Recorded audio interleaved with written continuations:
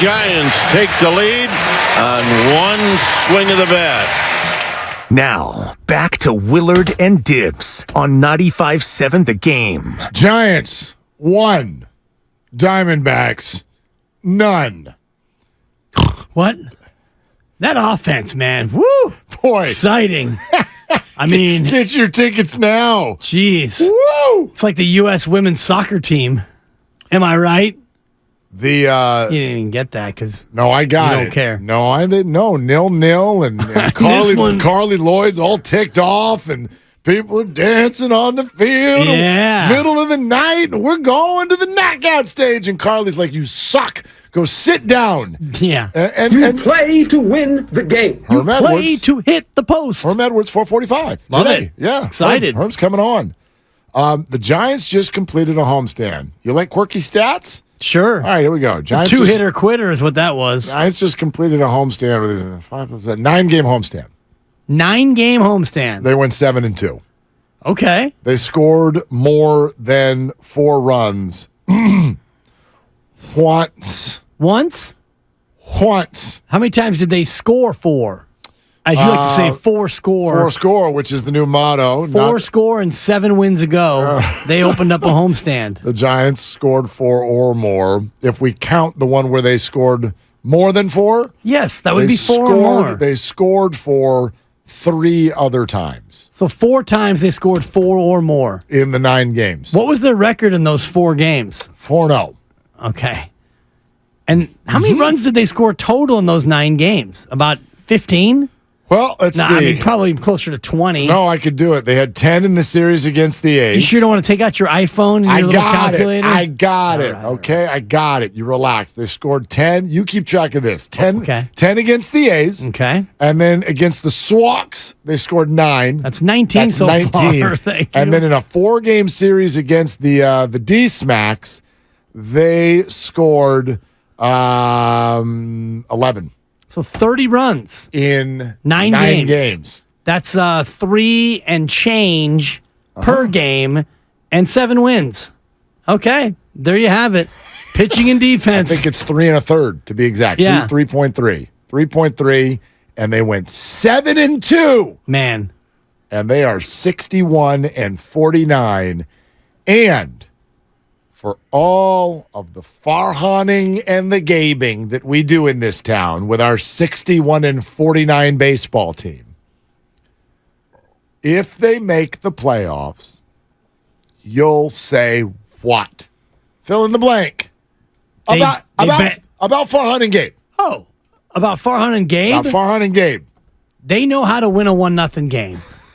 I mean, nobody wins with boring baseball like those two. Okay. I mean, that's what we're getting It's at. mean-spirited, but no, but I'm not going to dismiss say, it. I won't dismiss that. What I honestly will say is these two have done an incredible job. These two yahoos. These two jabrones. These two whack-a-moles. They've done an incredible job at winning games without a lot of talent or excitement. That's what I would say. Because this team, if you look at talent, their best pitcher is a guy who throws 88 with precision and movement. And Logan Webb. Logan Webb he throws harder than 88, but he does. He doesn't blow you away. He doesn't use. Yeah, he pinpoints you with location, movement, and at the bottom of the strike zone. He's tough to hit. He's not an uncomfortable at bat, but he's very difficult to drive, lift, and do damage against. You're going to hit a ground ball. Correct. He's not like Greg Maddux is not an exciting pitcher. Logan Webb is cut from the Greg Maddux cloth, where he will movement fastball you, change up you, down in the zone, grounder, and your offense is, today's a perfect example. You had 2 hits. Lamont Wade got into one. He hits it high. That thing was a no-doubter. Yep. As I said it in the moment, late lunch Lamont, because it was at about 1:30. You got to laugh out of me on that one. That was funny. Think we all needed a chuckle around that point. I had already had lunch. But anyway, yes, go ahead. 1:30 is a late lunch. Sure. Late lunch Lamont. For me, it's really late. Yeah. Like by 11:15, I'm like famished. No doubt. I had my salmon Caesar at about 12, so I'm with you. Good for you. But 2 hits. You win a game 1-0 with 2 hits and another opener. Friend of the program, a couple of friends of the program, Sean Mania. Oh, that's right. Couldn't even get through the inning. We got to adjust the record. They are Three-batter now Mania. 15-5 with the opener this year. 3 batters from Mania, and out comes Cap. I'm going to need the ball, Sean. You allowed a base runner, which we don't allow. You've got great hair. You should now go hit the showers and wash it. I heard on 95.7 The Game yesterday that you're only washing it once a week. That's not enough. Now would be a good time because your day is done. I'd condition 2. I mean, it's just, all I'm saying is they're great. 12 games above 500, and they're magicians because they're doing it without any real quote-unquote talent. But I guess you don't need talent to be good in baseball. Well, they would obviously, and here we sit. And I'm overstating it. Well, yeah, it's 325, and there's a possibility that some of the players are in their cars, and they would be highly offended by what you just said. I'll say that. 888-957-9570. Give me a call, Conforto. Yeah, talentless. The talentless San Francisco Giants. Okay, they're starless. They're like a cloudy sky. Well, and I don't even know if they're an overcast Thursday. Here's sort of maybe a different way to put it than we've put it in the past. I don't know if their style allows anyone to be a star. Jock Peterson was on his way to having a star season last year. Remember in the first half? Made the All-Star team. Looked like he was going to hit 30 home runs. And he's got all the personality for it, whether you like him or not. He's out there in left field. In between every pitch, he turns and looks at the bleachers and doing hang loose, and he's pointing at this guy over here. We're tossing balls out there. I mean, he reacts to everything. He's smiling and laughing constantly. He was on his way to 30 home runs. Then he hit the skids a little bit. The Giants played the platoon game. This year, they won't even let him out in left field to talk to anybody. It's like, get over there on the bench. Please, in the 6th inning, when there's a right-handed reliever who comes in, we'll call you. Till then, stay right there. And it sort of squashes him a little bit. And I think that's what we hear sometimes when we have guys on the air and we're talking about the style and the approach of the Giants. And you hear players go, yeah. Like, yeah, it's cool. We got a little of that yesterday from Sean Mania. You know, I mean, if you weren't with us yesterday when Sean Mania joined us, there were a few comments where people were like, whoa. I mean, here's one of them. I asked him if this role that's new to him would affect his future decision on staying with the club.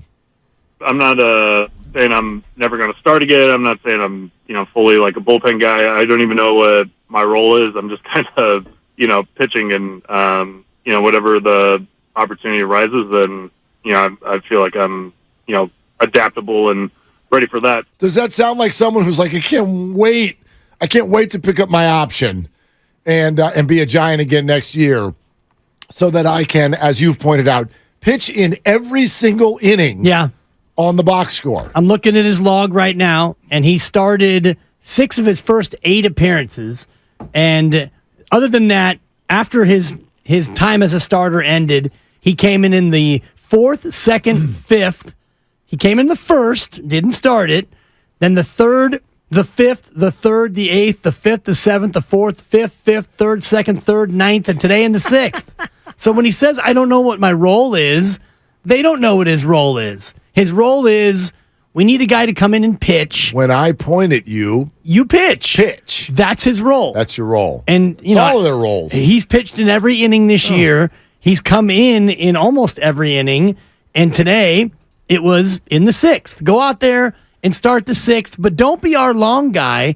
He threw 10 pitches today, Mark. He threw 10 pitches, got 2 outs and walked a guy, and out comes hand tats. I'm going to need the ball. Hit the showers. Totally. Yeah, absolutely. And by the way, there's nothing wrong with that. It worked. As long as it works, and the Giants have, especially if you want to mark from May 1st, if you want to go back for the last 3 months, their bullpen is the best in ball by a long way, like by a long margin. So that's why they're winning these games. And here you go, 1-0, and it got all kinds of hairy with Doval in the 9th inning. Yeah. Guy cracked one off the wall and got held to a single. Then there was another line shot base hit. And then things got wonky with him not covering first base on a potential double play. And it all ended with a lazy fly ball out to newly acquired A.J. Pollock. He squeezed it, and take the day off, boys. You just won 3 in a row against the Diamondbacks. Nice job. So the bigger issue is this. I think we've moved past, at least for now, we've moved past the issue of whether or not the Giants can win games. They're 61-49. Right. They're 2 games back of the Dodgers and have the 3rd best record in the National League. The bigger issue is, why is that, for some fans, still not hitting the mark? It still doesn't hit the mark. Grandy was texting with all of us earlier today. My guy, Mark Grandy. And rather than reading the text, Grandy, just flip your mic on there for a second. Yeah, come on in, buddy. We're very welcoming on this show. We love you so much. And so... Don't steal my bit, but go ahead. Just trying to get a little run at 6 o'clock. Anyway, no, but speak to what... I thought what you said was very, very interesting with regard to why this doesn't hit the mark for you. Yeah, so, I mean, you guys are saying, and I agree, it's obviously working. They're 12 games over 500. Similar strategy helped them win 107 games a couple of years ago. But I just don't feel an emotional connection to many individual players on the roster. You feel it developing with Patrick Bailey. You certainly feel it with Logan Webb. But beyond that, I don't have this deep connection with many other guys on the roster like I had with past iterations of Giants teams, and a part of that is because of all the success that those teams had. That's where it comes from.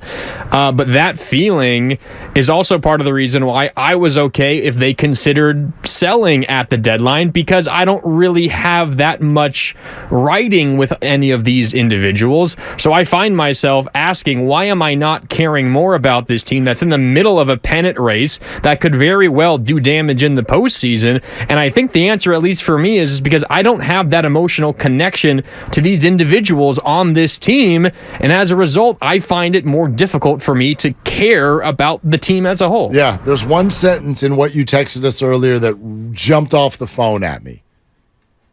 Quote, I just don't care much about most of these players.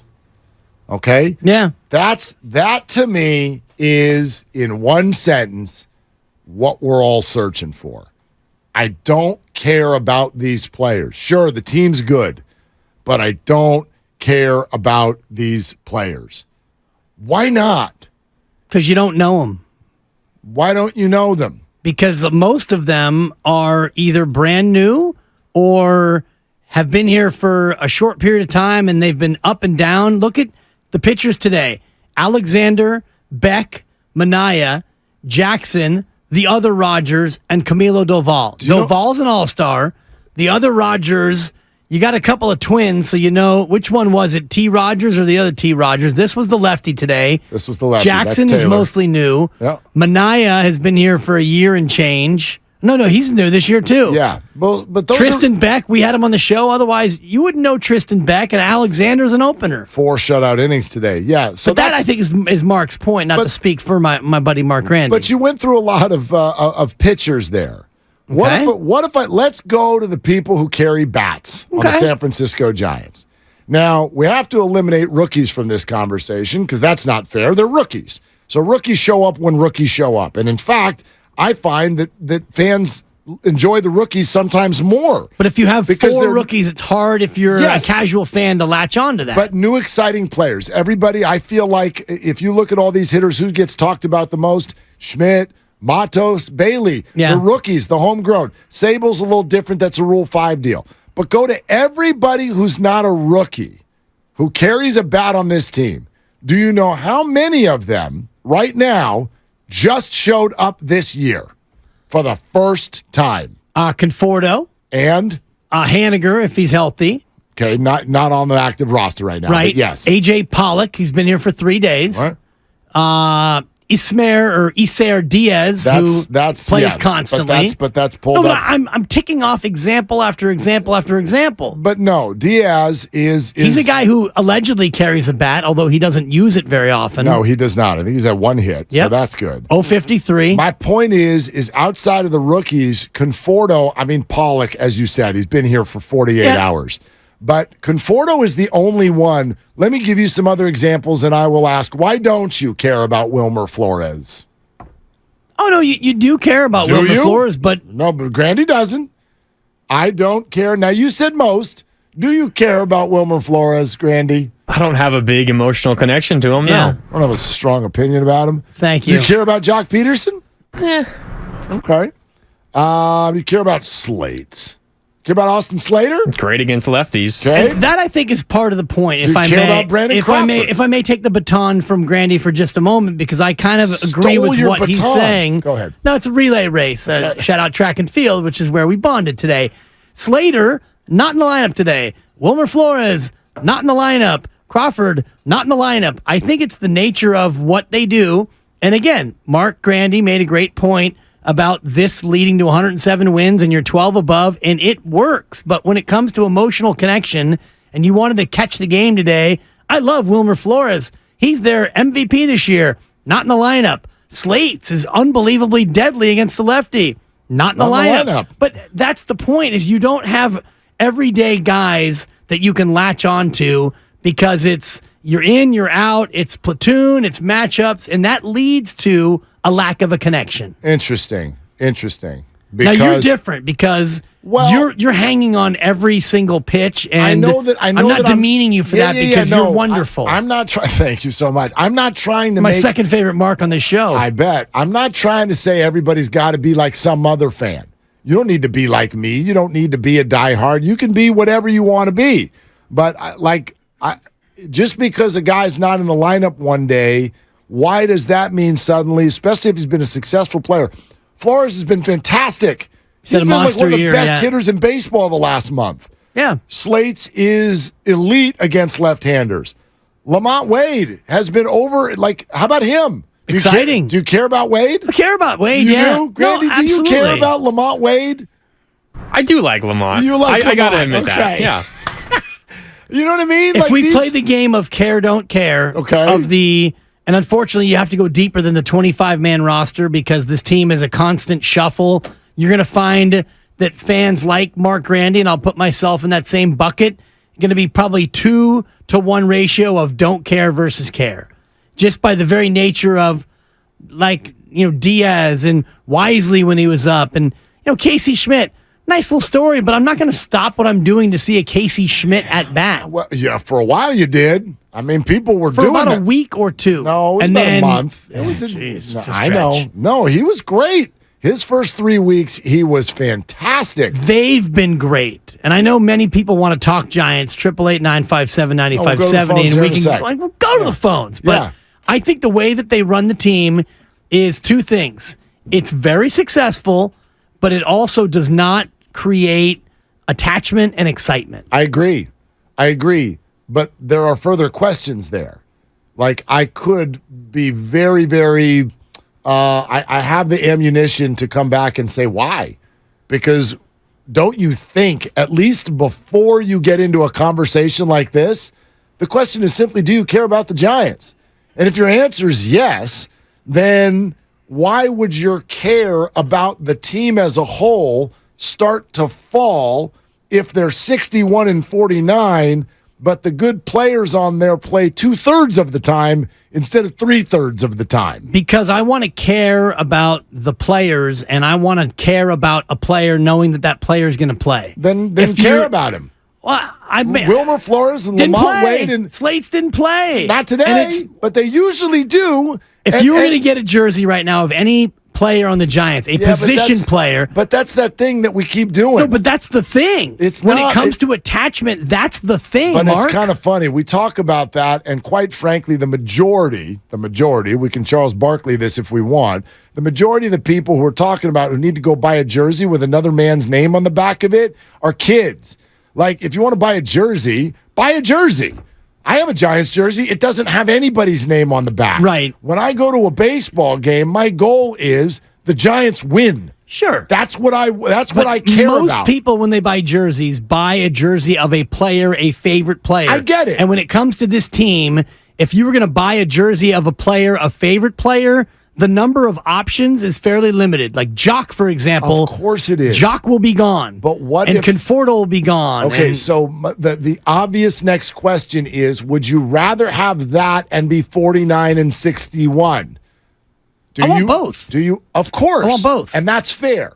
If that's fair. But can't we all agree that 61 and 49 with platoons is better than 49 and 61 with Aaron Judge and a toe injury? It's better, Yes but or it's no? not more exciting and not more attractive to the bigger fan base. Wow. That's really? I mean, the numbers would meet that out. You'd rather have Judge and a crappy record. If you are not a super diehard fan like you, and that's what you are, you're super diehard, and you can name every player on the 40-man roster, and you could probably say where they're from and where they played their minor league ball. You're cut from a different cloth. Oh, that's the majority of fans want to be entertained. Yes. They want familiarity, and they want to win. I am not arguing that it is not better to win and have big names. Right. Shohei, let's go. It's the answer I'm going to give for the rest of the summer in terms of why it's so important that the Giants make the playoffs this year.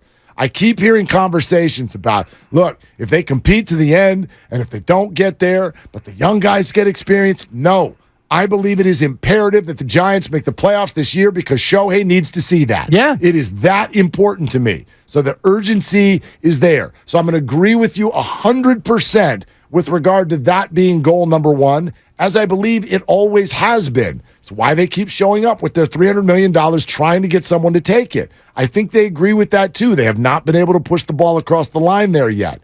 But in the absence of that, I have a hard time complaining because I would way rather you don't get the big boy and go 61 and 49. I'm not complaining. Than get the big guy, but a lot of people are. Well, I'm just going to use this last example as proof positive to my point. The San Diego Padres have got a ton of big names, and they're a game below 500. Last year, they had a ton of big names, fewer big names, and they drew 36,800 a game. This year, they're worse, and attendance is up 4,000 fans a game. More people are interested in this team. It's a little quirky. More people are showing up for this team. I'm going to argue Let me finish. More people are showing up for this crap team than a winner. It's not a good argument. It's not a good argument. I worked there. They are a one-sport town. And the Padres. They were last year. Right. And they did a good job of going, we're going to get, everybody gets $300 million because you Charger fans are ticked and we would like to get your attention. And it worked. It's working more with a worse team this year than last year. But there are no distractions. Your Honor, I'd like to rest here. Please do, because I think the jury's going to be back pretty damn quick. Steph Curry don't play in San Diego. On the YouTube feed, score this one for Dibber Claus. Great. So somebody named Bebop Baloo on YouTube is in your camp. Thank you, Bebop. Yeah.